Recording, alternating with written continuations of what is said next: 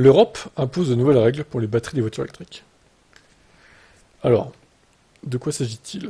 Par un vote quasi unanime, par 587 voix pour, 9 contre et 20 abstentions, il y a quand même 9 personnes qui ont voté contre, hein, pour des batteries plus vertes. Hein. Les mecs, ils se sont dit, non, non, les batteries doivent polluer à mort, elles ne doivent pas être écologiques. C'est incroyable de voter non contre ça quand même. Les députés du Parlement européen ont approuvé un accord conclu avec le Conseil européen pour revoir les règles sur les batteries. L'objectif, les rendre plus durables et plus performantes. Tous les types de batteries sont concernés, et les batteries utilisées aussi pour les smartphones, et aussi évidemment celles des voitures électriques.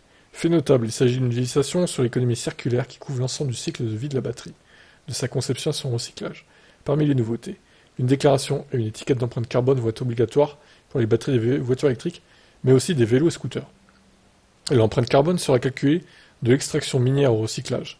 Et attention, après 2027, les batteries des voitures électriques ne devront pas dépasser une limite de bilan carbone pour pouvoir être commercialisées en Europe.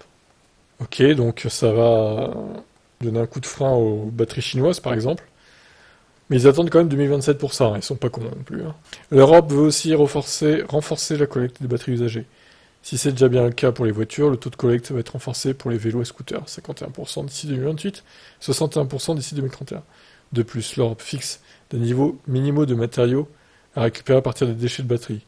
50% pour le lithium d'ici 2027, 80% d'ici 2031, 90% d'ici 2027 et 95% d'ici 2031 pour le cobalt, cuivre, plomb et nickel. Et les nouvelles batteries devront ainsi avoir un taux minimum de matériaux recyclés. Ce sera par exemple 6% pour le lithium 8 ans après l'entrée en vigueur du texte, 12% 13 ans après cette entrée en vigueur. Les batteries vont de plus en plus être dotées d'un passeport sous forme de QR code qui permet au conducteur d'avoir des infos sur la batterie de son véhicule, capacité, performance, composition. Ouais, et ce serait bien de savoir ce qui reste dans la batterie en temps réel, quoi. La capacité restante de la batterie, quoi. Au lieu de s'amuser à calculer l'autonomie nous-mêmes, quoi. Ça devrait être légiféré, ça aussi, je trouve. Bon, en tout cas, c'est plutôt bien. Hein. Des batteries plus écologiques, ça va calmer un peu les détracteurs des VE, là, qui disent «Ah, mais ça pollue, vos voitures électriques, ça pollue plus qu'une thermique». Non, pas sur l'ensemble du cycle de vie, et encore moins dans le futur, du coup. Je vous laisse commenter.